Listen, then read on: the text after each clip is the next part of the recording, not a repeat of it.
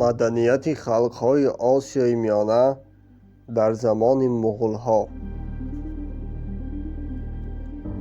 аз меъмории асрҳои 13 ва 14 бештар мақбараҳо боқӣ монданд ва ё мақбараҳо зиёданд.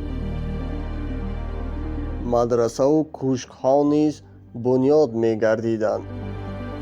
масалан, дар миёнаи асри 13 дар Бухоро 2 мадраса сохта шуд. подшоҳи муғул Кабакхон дар наздикии Насаф кӯшке бунёд кард. мақбараи Сайфиддини Бохарзӣ низ ёдгории ин даврон аст. Сайфиддин соли 1258 вафот кард. ӯро муғулҳо хуб эҳтиром мекарданд.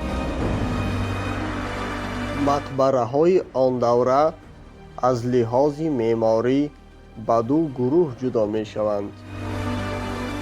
гурӯҳи сершумори онҳо мақбараҳои якхонадори гумбаддор мебошад.